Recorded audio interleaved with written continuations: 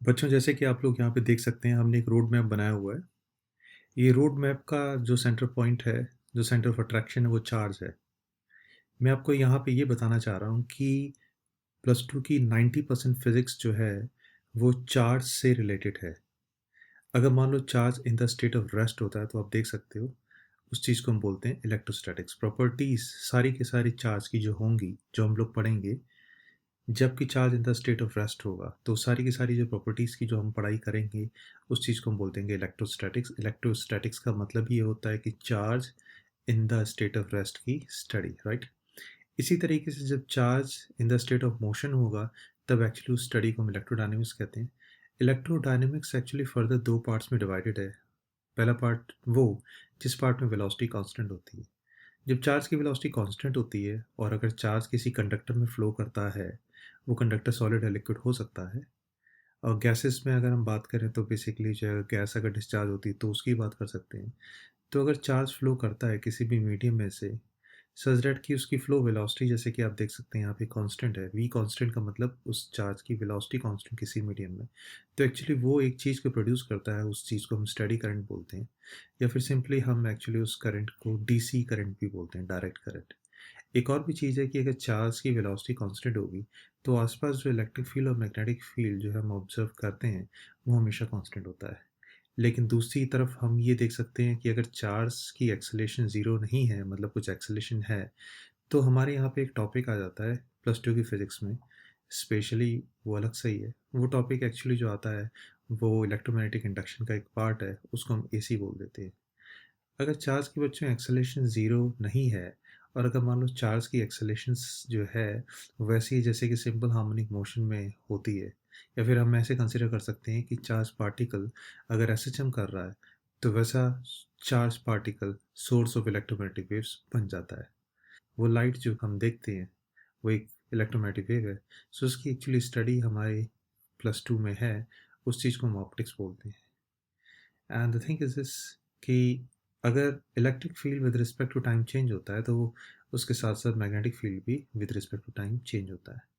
सो हमने यहाँ पे सीखा कि एक चार्ज की वजह से ही हमारी +2 की फिजिक्स का बच्चों 90% पार्ट है। हमारा 90% पार्ट जो फिजिक्स का जो कवर होता है वो सिर्फ चार्ज से रिलेटेड है। आई थिंक आपको समझ में आया होगा।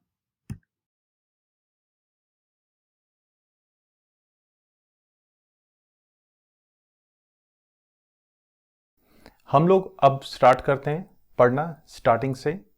मैं आपको इलेक्ट्रोस्टैटिक्स जो पहली यूनिट है बता दूं। उसमें एक्चुअली जो हमारे जो चैप्टर्स हैं वो मेनली जो चैप्टर्स हैं वो हमारे 4 चैप्टर्स हैं। पहला जो चैप्टर है हमारा वो चैप्टर है कूलम्स लॉ का। ओके, उसमें भी जो है काफ़ी चीज़ें आती हैं, 6 चीज़ें आती हैं मेनली। दूसरा वाला जो है हमारा चैप्टर वो चैप्टर है इलेक्ट्रिक फील्ड का। और जो तीसरा चैप्टर है हमारा वो है हमारा electric potential potential energy in Gauss's theorem का चैप्टर है। और जो चौथा चैप्टर है जिस चैप्टर में हमारी सारी की सारी इलेक्ट्रोस्टैटिक्स अप्लाई होगी, या फिर मैं बोल सकता हूँ कि तीनों चैप्टर्स में जितनी भी एग्जैक्टली चार्ज की फिजिकल प्रॉपर्टीज़ के बारे में तुम सुनोगे समझोगे, वो सब चीज़ें अप्लाई करोगे, वो बेटा एक चीज़ पे अप्लाई करते हो, उस चीज़ का नाम है capacitor. Let's start with the first chapter now. जो पहला चैप्टर है कूलम्स लॉ, उसमें जो इंपॉर्टेंट चीज़ें जिनके बारे में हमारा डिस्कशन होगा, पहली चीज़ है nature of charge, elementary charge. दूसरी जो चीज़ है उसे बोलते हैं क्वांटाइजेशन ऑफ चार्ज। तीसरी जो चीज़ है हम उसको बोलते हैं conservation of charge principle.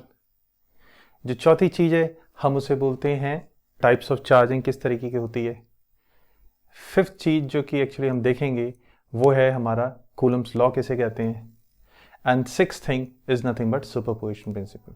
So first chapter में ये 6 कॉन्सेप्ट्स हैं जिसके बारे में हम बात करेंगे। Okay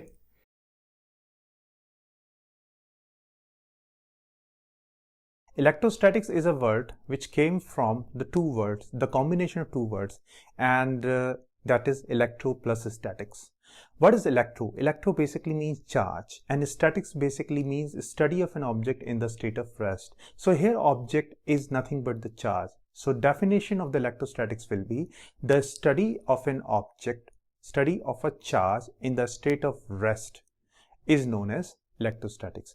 or I can say the study of property of a charge in the state of rest is known as electrostatics. Charge is an inherent property of a matter whose electric effects can be experienced. So उसको हम क्या बोलते हैं? Charge बोलते हैं. Now, in the nature, there are two types of charges, that is positive charge and the negative charge. And about this positive charge and negative charge, we know one thing, and that is that like charge repel each other and unlike charge attract each other. But there is an exception, and that is that like charge can also attract the bodies. We will discuss this thing later on. This is the exception. That may be possible that the like charge can attract each other. Okay, now the next thing. मान लीजिए जो body में जो charge है वो 1 coulomb charge है, positive 1 coulomb charge है. तो एक्चुअली वो 1 कूलम जो पॉजिटिव चार्ज है हमारा, वो एक्चुअली कहाँ से आया होगा? ऐसी कौन सी चीज़ें जो इकट्ठी हुई होंगी जिससे कि 1 कूलम चार्ज हुआ होगा? ऐसी कौन सी बेसिक चीज़ है जिसको कि एग्जैक्टली जोड़ के उसको एडिफाई करके एक्चुअली जो हमारा 1 कूलम चार्ज आया होगा? दैट पार्टिकुलर थिंग जिसको कि एग्जैक्टली हम जोड़ के 1 कूलम चार्ज जो है निकालते हैं, that's nothing but the elementary charge. इसका बच्चों एग्जाम्पल इस तरीके से ले सकते हैं आप. सपोज ये कंसिडर कर लो थोड़ी देर के लिए कि आप जापान में गए हैं, वहाँ पे आप जानते हैं कि अर्थक्वेक का एपिसेंटर बहुत ज़्यादा बनता है. आप ये कंसिडर कर लीजिए कि वहाँ पर अब ताश के पत्तों के घर बन रहे हैं. एक ताश के पत्ते का घर आपने देखा, आप स्ट्रक्चरल इंजीनियर हैं, एक घर में गए आप और आपने वहाँ से पूछा उन लोगों से कि जो है आप बताइए कि आपके घर में कितने ताश हैं. उन्होंने बोला मैंने जो है इस घर को बनाया 2 करोड़ ताश के पत्तों से. और आपने ये पूछा कि आप दिखा सकते हैं कि वो ताश के पत्ता कैसा था जिसको कि इस घर में लगाया हुआ है? तो उन्होंने बोला हमने कुछ रखे हुए हैं. आपने क्या किया कि एक्चुअली एक ताश के पत्ते को देखा. तो आप उनसे ये कह सकते हैं कि ये वो फंडामेंटल चीज़ है जिससे कि आपका पूरा घर बना हुआ है. सो हमारे यहाँ पर जो फंडामेंटल चीज़ है जिससे कि एक्चुअली जो है पूरा चार्ज आता है, बहुत मतलब कह सकते हैं जो लार्ज अमाउंट ऑफ चार्ज भी हम लेंगे, that's nothing but called as the elementary charge. Elementary basically means fundamental. इसको E से रिप्रेजेंट करते हैं elementary charge के लिए, और इसकी वैल्यू होती है 1.602 मल्टीप्लाई बाय 10 की पावर माइनस 19 कूलम. ये एलिमेंट्री चार्ज 2 जगह पे होता है, या तो हम बोल सकते हैं प्रोटॉन पे है या फिर इलेक्ट्रॉन पे है. आप ऐसे ही बोल सकते हैं कि ये पॉजिट्रॉन पे है या फिर इलेक्ट्रॉन पे है, राइट? प्रोटॉन पे जो चार्ज है या फिर पॉजिट्रॉन पे जो चार्ज होता है वो होता है हमारा +1e. इलेक्ट्रॉन पे जो चार्ज है हमारा उसे हम बोलते हैं -1e. So this is the smallest repeating pattern, और I can say the smallest repeating charge which can be repeat so that we can get the charge of 1 coulomb, 1000 coulomb, इस तरीके से. सो इससे कम चार्ज नहीं हो सकता, बिकॉज ये क्या है, एक फंडामेंटल यूनिट है. वो ताश का पत्ता फंडामेंटल, आप उसको फाड़ नहीं सकते हैं. That's the thing. अब बहुत से स्टूडेंट्स को एक्चुअली जो वहाँ पे बैठे हैं वो मुझसे ये चीज़ बोल सकते हैं कि सर लेकिन अगर हम प्रोटॉन को अगर हम देखें तो प्रोटॉन्स को एग्जैक्टली क्वार्क्स के टर्म्स में डिवाइड किया जा सकता है. Proton can be divisible in terms of quark, let me tell you, but those quarks are not having independent identity, right? वो एग्जैक्टली इंडिपेंडेंटली एग्जिस्ट नहीं करते हैं, जो up quark and down quark हम जानते हैं, जिसकी जो कि एग्जैक्टली प्रोटॉन्स में भी होते हैं और न्यूट्रॉन्स में भी होते हैं. तो उनकी इंडिपेंडेंट आइडेंटिटी नहीं होती है, तो वो मिलके एग्जैक्टली बनते हैं. प्रोटॉन जो है वो बेसिकली अप क्वार्क और डाउन क्वार्क के मिल के बना है, ठीक है? 2 up quarks and 1 down quark is proton, and 2 down quark and 1 up quark is nothing but called as neutron. That's the thing. So हमने क्या पढ़ा? That elementary charge is represented by E, small e. E is not electron, remember this thing, and the value of this is 1.602 into 10 to the power minus 19 coulomb, and they are of two types, that is +1e or the -1e. I told you that +1e is on the proton or the positron and -1e is on the electron. अब हम आगे बात करते हैं. आगे जो बात exactly हम लोग करने जा रहे हैं वो इसी से रिलेटेड बात है आगे, एंड दैट इज की क्वांटाइजेशन ऑफ चार्ज प्रिंसिपल किसे कहते हैं. सबसे इंपॉर्टेंट चीज ये कि ये जो साइंटिफिक वर्ड है क्वांटाइजेशन, उसका मतलब हम देखते हैं क्या होता है. हर एक चीज का बेस होता है. मान लीजिए कि एक्चुअली कोई भी बड़ी चीज एक छोटी चीज से बनी है और सिर्फ उसी छोटी चीज से बनी है. इसमें जो है पानी है, right? So the thing is this कि ये जो लिक्विड वाटर है, मैं इस लिक्विड वाटर को मैं क्या कर रहा हूँ कि इस लिक्विड वाटर को अगर मैं निकाल रहा हूँ इससे बाहर, इस तरीके से मैं बाहर निकाल रहा हूँ. ऐसा कंसीडर करो थोड़ी देर के लिए, जो मैंने लिक्विड वाटर यहाँ से बाहर निकाला यहाँ से एग्जैक्टली जो बाहर निकला, इससे जो बाहर निकला ये, तो वो लिक्विड वाटर जो बाहर निकल रहा है वो एग्जैक्टली छोटे छोटे H2O मॉलिक्यूल्स की फॉर्म में निकल रहा है।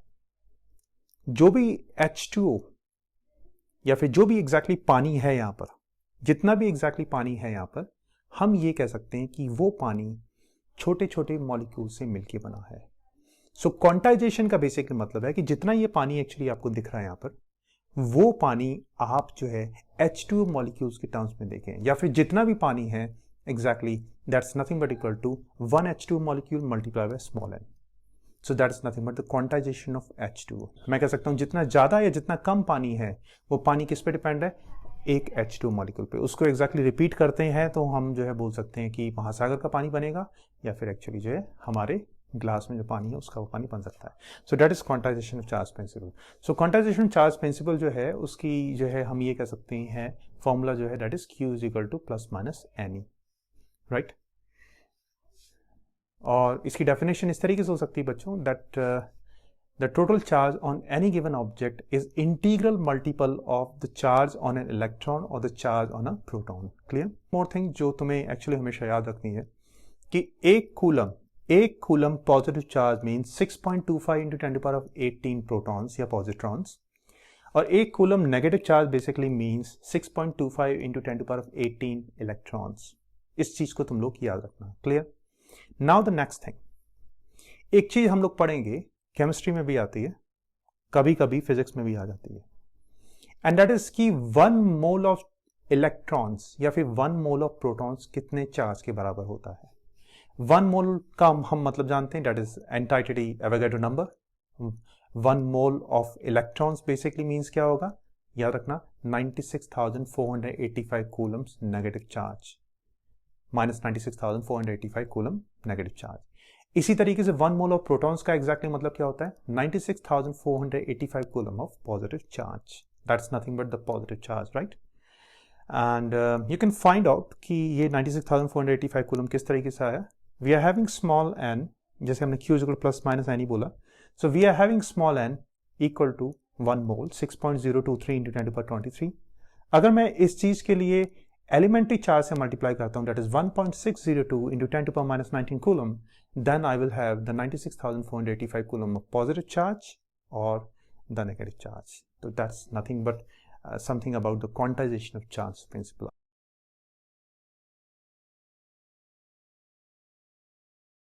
क्वेश्चन इस तरीके से है, सपोज ये कंसिडर कर लो थोड़ी देर के लिए कि मेरे लिए किसी ने कॉपर का स्फीयर दे रखा है, ठीक है। तो ये क्या है, ये है मेरे कॉपर का स्फीयर, राइट। ये कॉपर का स्फीयर दे रखा है, एंड नाउ मुझे ये भी दे रखा है कि इसका जो मास है वो है 63.5 ग्राम्स के बराबर। तो इस चीज का मास हमें दे रखा है 63.5 ग्राम बच्चों।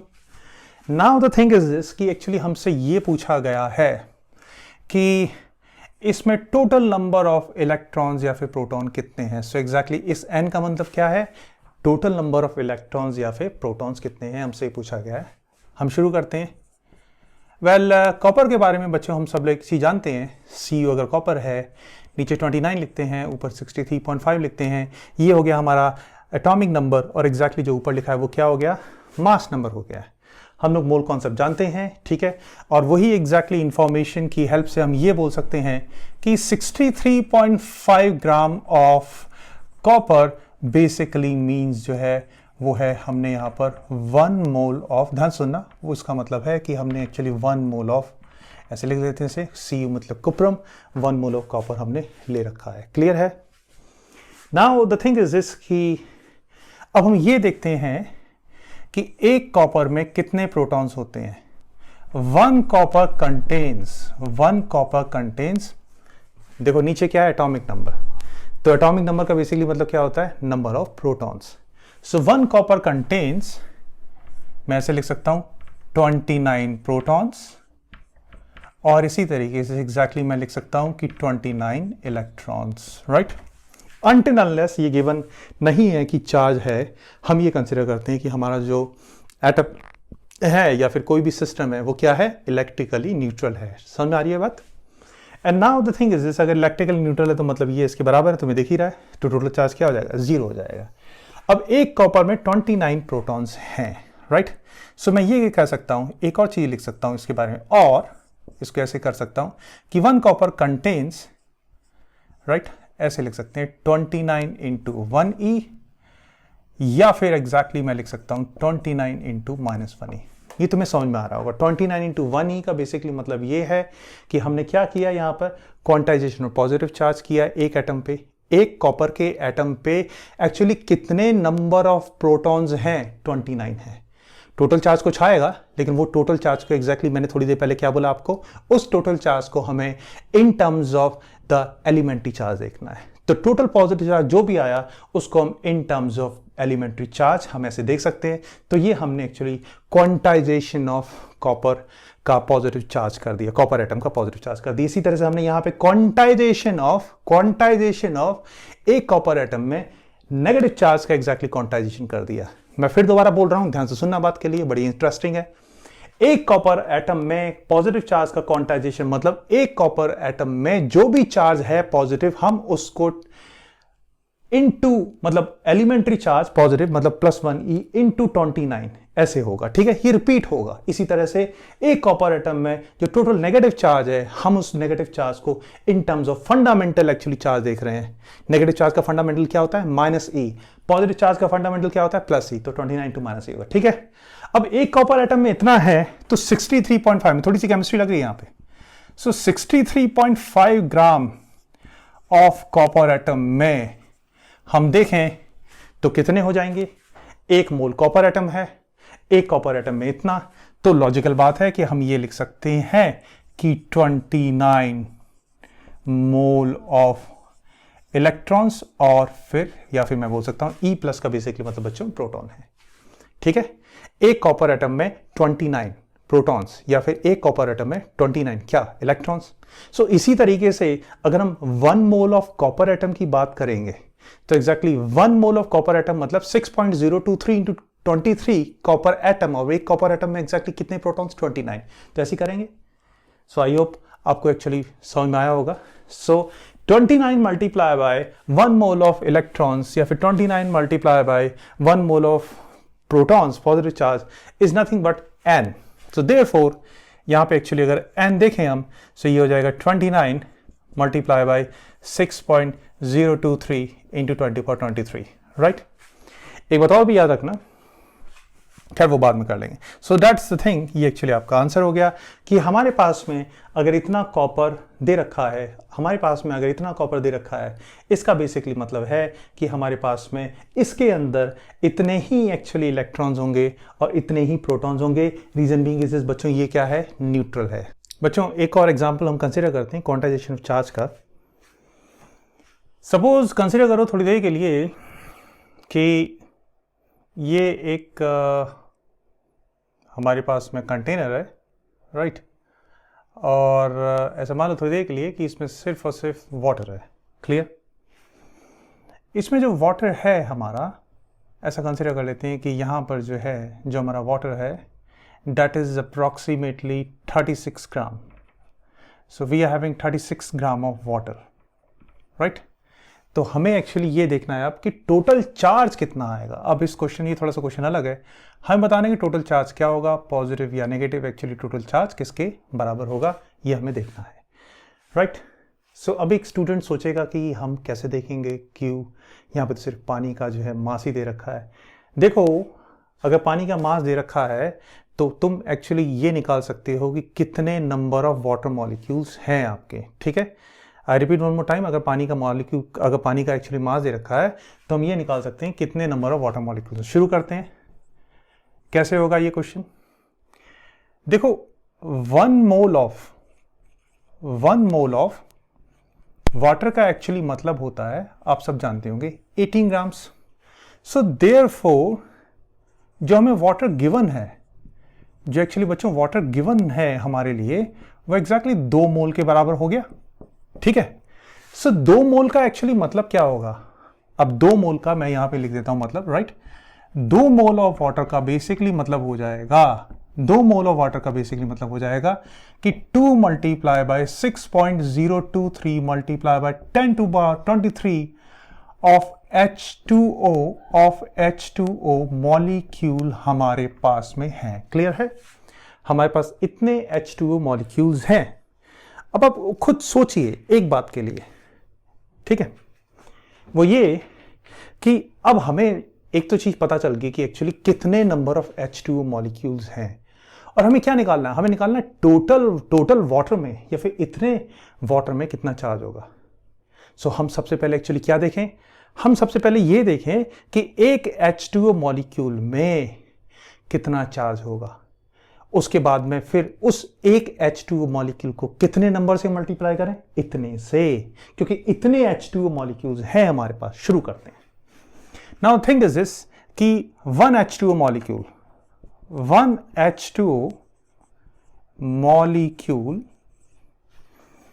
कंटेन्स क्या बच्चों? one H2 molecules contains 10 electrons और 10 प्रोटॉन्स में हो सकता है। E प्लस मतलब चार्ज ऑन द प्रोटॉन आ रहा है, ठीक है। कैसे? एक ऑक्सीजन मॉलिक्यूल में कितने प्रोटॉन्स होंगे? 8, और उसमें कितने इलेक्ट्रॉन्स होंगे? 8। अब 2 हाइड्रोजन है, H2 का मतलब 2 हाइड्रोजन।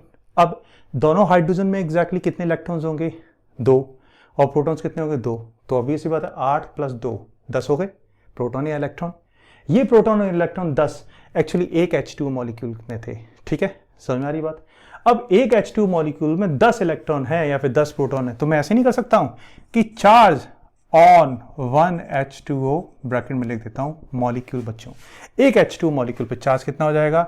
10 × 1.6 × 10⁻⁻19 कूलम पॉजिटिव में, या फिर एक्चुअली तुम बोल सकते हो नेगेटिव में। क्लियर? आई थिंक फील हो रही होगी बात, समझ में आ रही होगी बात। यार अब एक H2O मॉलिक्यूल में इतना है तो लॉजिकल बात है तुम इसे कितने मल्टीप्लाई करोगे? 2 मोल या फिर 2 एवोगाड्रो नंबर, मतलब 2 × 6.023 × 10⁻23 से कोई भी मेरा स्टूडेंट मल्टीप्लाई कर देगा। मुझे यहाँ कूलम लिखना चाहिए, सॉरी। सो एक्चुअली ये जो चीज़ है ये इस आंसर के बराबर आ जाएगा, या फिर मैं बोल सकता हूँ ये Q प्लस या माइनस हो जाएगा। आई थिंक अब तुम्हें समझ में आया होगा। मैं फिर दोबारा से एक और चीज़ बोलना चाहता हूँ जो मैंने पहले रिपीट कर दी थी, वो ये कि quantization of charge basically means the total charge on any body is nothing but equal to the charge on electron और proton multiply by the n means the whole number. Got it? That's the thing, ठीक है। किसी भी body पे negative charge कैसे बना होगा? Electron से मिल मिल के 20 इलेक्ट्रॉन हैं एक जगह पे। इसका मतलब जो टोटल चार्ज कितना हो जाएगा? 20 × charge on 1 electron. That's the thing.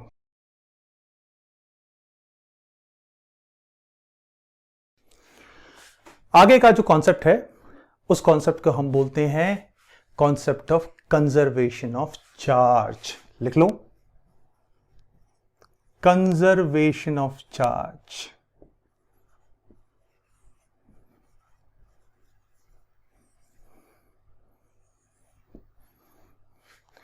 अब मैं आपको अपने ही एक्चुअली हिसाब से समझाता हूं कि कंजर्वेशन का मतलब क्या होता है। कंजर्वेशन का मतलब है कि जो चीज जितनी है उतनी ही रहेगी, या फिर मैं ऐसे बोल सकता हूं कि जितना भी एग्जैक्टली नंबर है किसी भी चीज का, चार्ज का और एनर्जी का, या फिर मैं कह सकता हूं मोमेंटम का, कोई भी मैग्नीट्यूड है, अगर वो चेंज नहीं हो रहा है इसका मतलब क्या है? वो चीज क्या है? कंजर्व। इसी तरीके से किसी भी बॉडी पर कितना भी चार्ज है वो उतना ही रहेगा, वो एग्जैक्टली चेंज नहीं होगा, ठीक है। देखते हैं ध्यान से बात को, एक एग्जांपल से देखते हैं कंजर्वेशन ऑफ चार्ज प्रिंसिपल क्या है। सपोज ऐसा कंसीडर कर लो थोड़ी देर के लिए कि ये तुम्हारे पास में एक बॉल है, क्लियर, मेटालिक बॉल है आपके पास, और सपोज कंसीडर कर लो कि इस बॉल की एक खास बात है, और वो ये कि यहां पर जो टोटल पॉजिटिव चार्ज है, टोटल पॉजिटिव चार्ज, और वो एक्चुअली इक्वल टू है टोटल नेगेटिव चार्ज के, इसके अंदर जो है, ठीक है। सो यहां पे एग्जैक्टली जो टोटल पॉजिटिव चार्ज है वो टोटल नेगेटिव चार्ज के बराबर होगा। तो अगर मैं ये बोल दूं कि Q टोटल जो है वो कितना होगा, तो लॉजिकल बात है वो कितना हो जाएगा? 0 के बराबर हो जाएगा। मान लो थोड़ी देर के लिए कि अब जो है यहां से किसी ने 500 इलेक्ट्रॉन्स को बाहर निकाल लिया है, 500 इलेक्ट्रॉन्स को बाहर निकाल लिया। सो मैं लिख सकता हूं 500 इलेक्ट्रॉन्स आर टेकन आउट। ठीक है।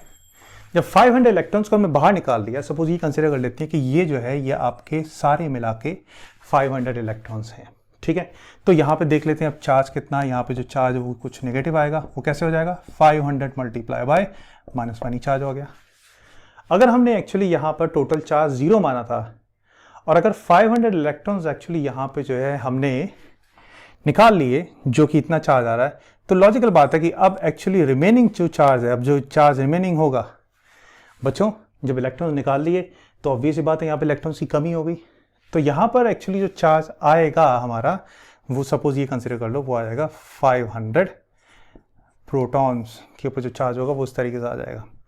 So that's the thing. मान लो थोड़ी देर के लिए कि हमारे पास दो छोटी छोटी बॉलें थी, एक बॉल थी पॉजिटिव बॉल, एक बॉल थी नेगेटिव बॉल, ठीक है। अगर एक्चुअली टोटल चार्ज उनका देखें तो क्या है, 0 है। अब एक पॉजिटिव बॉल को दूर कर दिया और नेगेटिव बॉल को दूर कर दिया, अभी भी टोटल चार्ज मिला के क्या होगा, 0 होगा। लेकिन तुम सिर्फ अगर पॉजिटिव बॉल को ही कंसीडर करोगे तो चार्ज क्या मानोगे, पॉजिटिव। और अगर एक्चुअली नेगेटिव बॉल को कंसीडर करोगे तो चार्ज क्या मानोगे, negative. So conservation of charge की डेफिनेशन इस तरीके से हो जाएगी, the total charge of a given system remains constant and in my words I can say this thing, the number is always remains constant, that number will not change, the total charge will not change. This is also conservation charge principle. हम ऐसे ही बोल सकते हैं, काफी books में ऐसे लिखा है, charge can neither be created nor it can be destroy, but it can be transferred from one body to another body. ध्यान से मेरी बात को सुनना, एक सही सा एक इजी सा एग्जांपल हम जो है लेते हैं। ये जो दोनों बॉडीज हैं, हम ये कंसिडर कर रहे हैं कि ये जो बॉडीज हैं वो जो है अनचार्ज हैं, या फिर मैं बोल सकता हूँ कि इन दोनों बॉडीज पर जो टोटल चार्ज है वो एग्जैक्टली किसके बराबर है, 0 के बराबर है।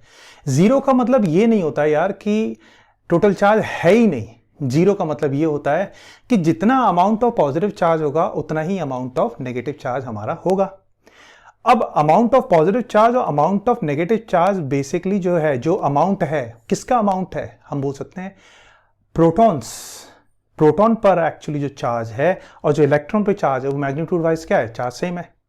तो मैं ये बोल सकता हूं कि एक्चुअली जो टोटल नंबर ऑफ प्रोटॉन्स हैं और जो टोटल नंबर ऑफ इलेक्ट्रॉन्स हैं यहाँ पे क्या होंगे, सेम होंगे। इसी तरह से यहाँ पे टोटल नंबर ऑफ इलेक्ट्रॉन्स और total number of protons same होंगे, क्योंकि दोनों पे इक्वल एंड अपोजिट चार्ज होता है। दैट्स व्हाई एक्चुअली यहाँ पर और यहाँ पे जो चार्ज है वो क्या है, हमारा 0 है।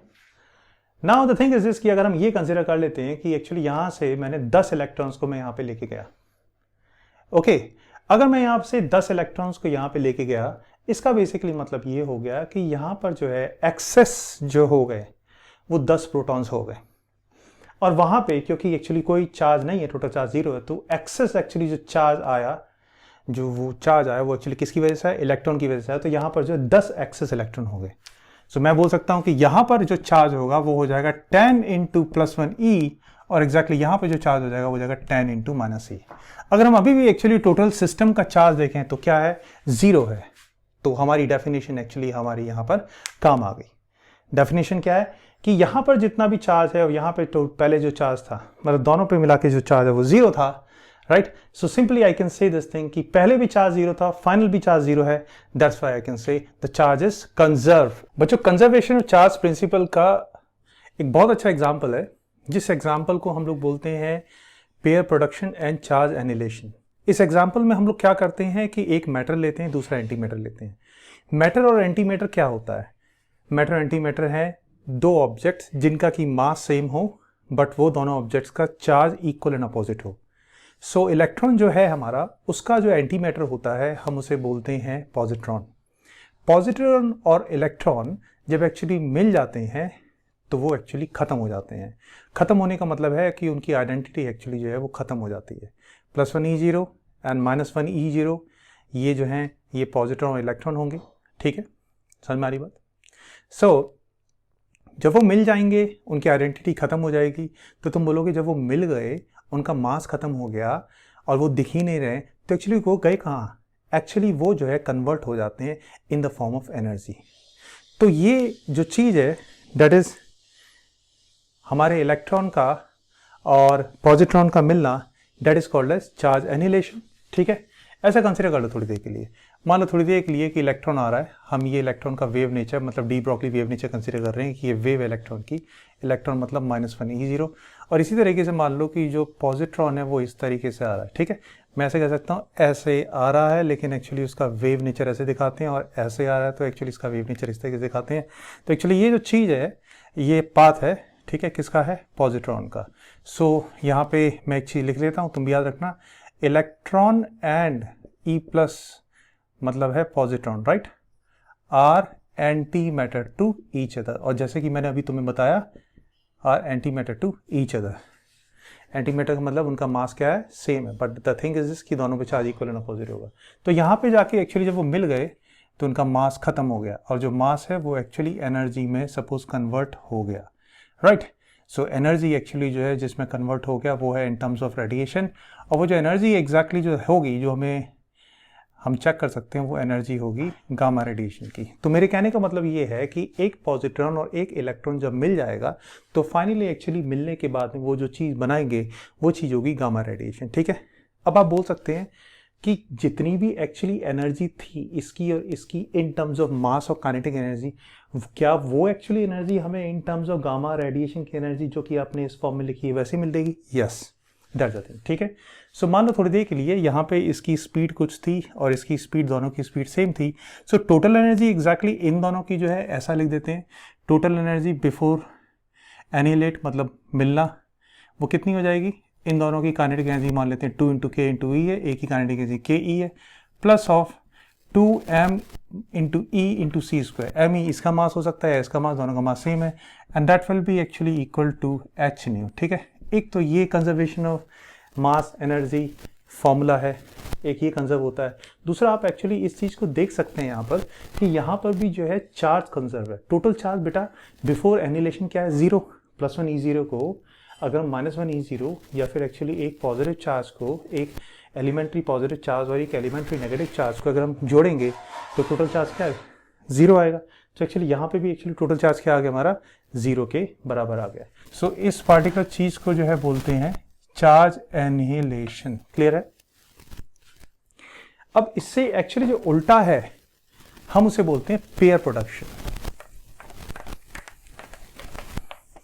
इससे उल्टे का मतलब एक्चुअली क्या होगा, उल्टे का मतलब यहां पे आएगा गामा रे। सपोज ये कंसिडर कर लो कि ये जो चीज है गामा रे, गामा रे क्या है, एक इलेक्ट्रोमैग्नेटिक रे है जिसका कि मास क्या होता है, 0 होता है। तो हमने सिर्फ actually energy in the form of radiation ली, जो कि हम इस फॉर्म में लिख सकते हैं बच्चों, is energy in the form of radiation. मान लो यहाँ पे एग्जैक्टली एक चीज से टकराई और इसे टकराने के बाद में एग्जैक्टली जो है हमें जो है एक पेयर मिल जाता है, जिस पेयर में एक चीज़ है जिसे हम बोलते हैं पॉजिट्रॉन, यहाँ पे एक और चीज़ है जिसे बोलते हैं इलेक्ट्रॉन। सो यहाँ पे टोटल चार्ज क्या था, 0, ठीक है। गामा रे का हमेशा चार्ज 0 होता है। अब टकराने के बाद में एक्चुअली यहाँ पे चार्ज आ गया +1 E, यहाँ पे चार्ज -1 E आ गया, लेकिन आप देख सकते हैं कि टोटल +1 E -1 E एक्चुअली मिला के क्या होगा, 0। So I can say this thing कि total charge before pair production was 0, total charge after pair production, जो पेयर जो एक्चुअली उसका प्रोडक्शन हो गया यहाँ पर, उसका भी टोटल चार्ज 0 है। सो दैट्स द थिंग कि यहाँ पर कंजर्वेशन ऑफ चार्ज प्रिंसिपल भी लग रहा है। तो चार्ज एनिहिलेशन और पेयर प्रोडक्शन इसलिए भी बहुत अच्छे इंपॉर्टेंट एग्जाम्पल हैं। रीजन बीइंग इज दिस कि यहाँ पे बहुत कंजर्वेशन फिनोमेना लग जाते हैं, ठीक है। कंजर्वेशन ऑफ मोमेंटम लग जाता है, conservation of mass energy relativistic formula जो आइंस्टाइन का है वो भी लग जाता है। And the thing is this कि इसने हमारा भी एक्चुअली जो है मोटो जो है पूरा कर दिया कि इसने कंजर्वेशन चार्ज प्रिंसिपल बता दिया।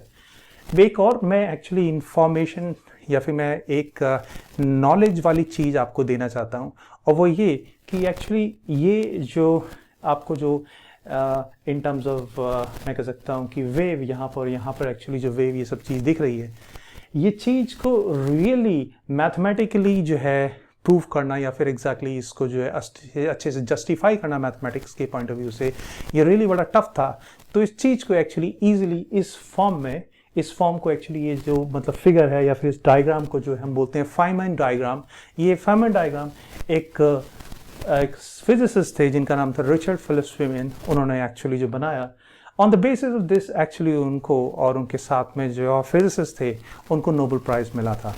So this is one of the part of the quantum electrodynamics. जब आप लोग हायर लेवल की फिजिक्स पढ़ेंगे आफ्टर डूइंग दिस +2, अगर आप अब यहाँ पे भी जाएंगे एक अच्छे मतलब जो है एक कॉलेज में जाएंगे, राइट, चाहे वो ग्रेजुएशन जो है इंजीनियरिंग वाला कॉलेज हो या फिर एक्चुअली जो आप बीएससी एंड ऑल दैट ये भी करते हैं, तो QED क्वांटम इलेक्ट्रोडायनेमिक्स में आप देखेंगे that this also is the example ये आता है, और ये बहुत ईजी एग्जाम्पल है। अब हम आगे करते हैं बच्चों। आगे जो बात आती है वो बात आती है कि चार्ज और मास के, एक चार्ज का मास के साथ में क्या रिलेशन है।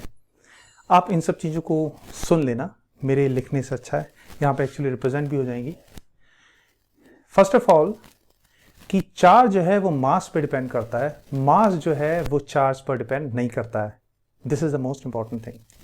ओके, जैसे कि फॉर एग्जांपल ये कंसिडर कर लो कि मेरे जेब में पैसा हो भी सकता है, नहीं भी हो सकता है। पैसा को मान लो थोड़ी देर के लिए वो है चार्ज, और मैं जो हूँ मैं हूँ mass. Okay, so charge depends upon mass but the mass does not depend upon the charge. This is the first thing, mass और चार्ज के ऊपर हम बात करें। एक और भी बड़ी इंपॉर्टेंट बात है, बहुत इंपॉर्टेंट बात है, वो ये कि जब हम किसी भी ऑब्जेक्ट की स्पीड को स्पीड ऑफ लाइट के इक्विवेलेंट कर देते हैं, तो एक्चुअली जो मास है हमारा, इनर्शियल मास नहीं, उसे रिलेटिविस्टिक मास बोलते हैं, वो mass in the form of energy भी मैं बोल सकता हूँ, वो इंक्रीज होता है। बट अगर उस मास पर कोई चार्ज है, ठीक है, और मास की तो speed equivalent to the speed of light हो गई है ना, तो उसका तो mass actually relativistic mass increase हो रहा है। But the thing is this, charge will not change. इस बात को याद रखना, मास कैन बी चेंज। तो मास का जो बेसिकली जो फॉर्मूला हो जाता है जब एक्चुअली किसी भी ऑब्जेक्ट की स्पीड ऑफ लाइट के इक्विवेलेंट हो जाता है, उस फॉर्मूले को हम ऐसे लिखते हैं, m is equal to m naught upon of under root 1 minus v square upon of c square. ये एम नॉट जो है वो रेस्ट मास है, right, and the thing is this कि v जो है वो स्पीड है जो कि equivalent to the speed of light है, c means speed of light, इसको सेलेस्टियास भी बोलते हैं। m वो मास है जबकि ऑब्जेक्ट की स्पीड ऑफ लाइट को अप्रोच करेगी, दैट इज v होगी, right. m not is a rest mass. Rest mass वो मास होता है जिसमें कि हम ये बोल सकते हैं कि ऑब्जेक्ट पर जो फोर्स लग रहा है उससे एक्चुअली जो है डायरेक्टली उसकी काइनेटिक एनर्जी जो है इंक्रीज होगी, ठीक है, दैट्स द थिंग। सो हम बोल सकते हैं that mass is rest mass. So mass will change, but ये फॉर्मूला एक्चुअली जो चार्ज के लिए नहीं है, सो इस बात को याद रखना। Okay, so this is the second example of कि मास को और एक्चुअली चार्ज का एक दूसरे के साथ में रिलेशन क्या होगा उसके पॉइंट ऑफ व्यू से।